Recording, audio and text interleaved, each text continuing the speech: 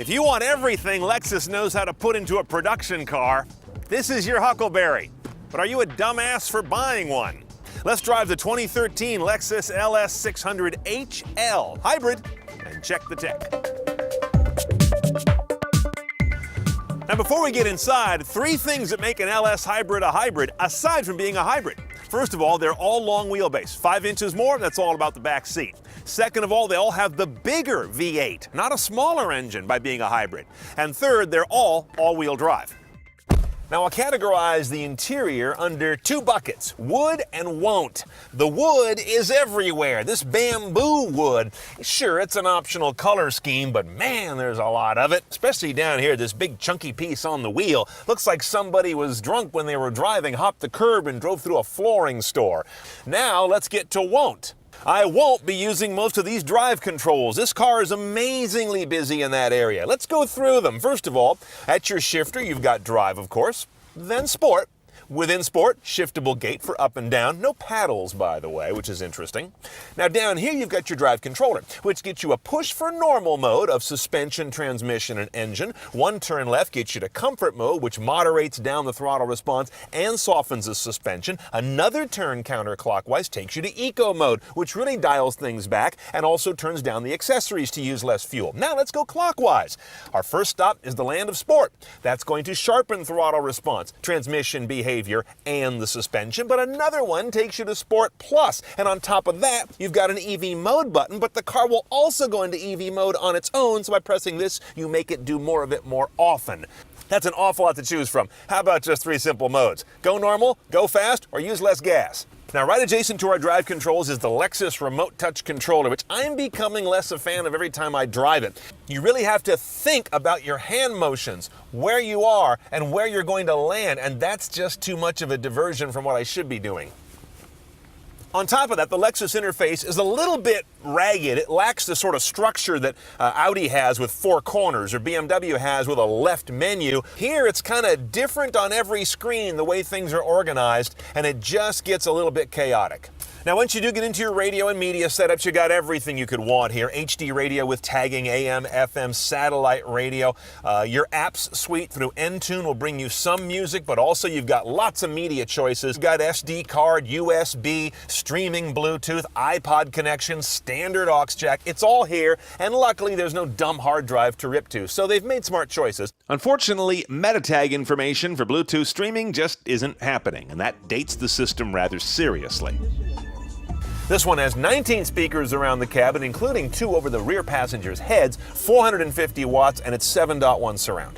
The screen, as you can see, is huge. I believe it's a 12.1-inch display. Nothing is in small type. It doesn't need to be. Now, under apps here is where you're going to find your Inform suite of apps. Bing, iHeartRadio, MovieTickets.com, Pandora, OpenTable. So you've got a mix of media, information services, and things that are contextualized to driving. Now, of course, you do have voice command on this guy, and the recognition's excellent, but it still requires you to enter an address 1 little chunk at a time. That's pretty old school. Say only the city name. San Francisco. San Francisco. We have what they call the executive class back seat. For example, here's our shiatsu massage controller with more settings and choices than even the most hoity-toity spa in your neighborhood. Now, the seat over here on the right where I'm sitting does some amazing stuff. As I push that, my seat's reclining now. That seat's getting out of my way. The downside about the ottoman is unless you're pretty damn short, you can't use it. If I put the ottoman up, it starts to push your legs up, your feet get trapped underneath the front seat, and your legs get broken somewhere about 6 inches north of your ankles. On the other hand, if you're 2'1" like the bear, you'll find it palatially spacious. We've got a big old motor in here, even bigger than the V8 in the conventional LS. It's a 5-liter. This is clearly a car not using hybridity for efficiency, but mostly for performance. 438 horsepower, 385 foot-pounds of torque. The only transmission here is a CVT. Interesting choice. CVTs don't normally handle massive torque all that well. 0 to 60 for this 5,150-pound sedan is a remarkable 5.6 seconds, while the MPG is 19.23 for an average of 20. Not exactly a fuel sipper, is it? This car is only 0.4 of a second faster than a gas L all-wheel drive, Now, a big part of the virtual wash on those numbers is because this guy weighs 460 pounds more than a standard LS long wheelbase with all-wheel drive. This is a lot of extra weight because of the hybrid gear and really its battery. This is what they do that no one else does. I really think this is one of the great, comfortable, luxurious driving cars of all time. That said, this model is just not working for me. There's no particular efficiency here. The hybrid numbers are not great on that front. It's got plenty of power, but it's crippled by the fact that initial tip in on the accelerator and initial decel when you back off are both numb and kind of buttery. Doesn't work. Even in Sport Plus, there is no sharp heel and toe on this car. So why have those modes? The other thing you notice about Sport Plus is it never really conquers body roll. It should do that. It doesn't. Another reason for it not to exist.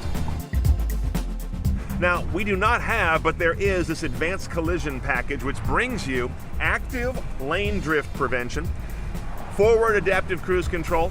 That same technology gives you low-speed collision avoidance, not on the highways, but around town. It will brake and keep you from running into something. And a few other technologies that will basically keep you out of trouble. Okay, let's price our Lexus LS600hL. It's a big piece of change to start with, about 121 base. Now to go CNET style, you gotta add that executive class back seat. That's just plain fun, but it's gonna add $7,500. The collision avoidance package, which we didn't have, is definitely interesting at $6,500. Now you're up around 135 grand. With those numbers, this car makes no sense at any point. In fact, by my calculations, it takes 115 years or 1.8 million daily driver miles to earn back the penalty on this hybrid versus a conventional engined LS-L with all-wheel drive. So you don't do this logically. You do it because you're in love with an LS that happens to be a hybrid and because you're paying for it with either the company's money or the taxpayers.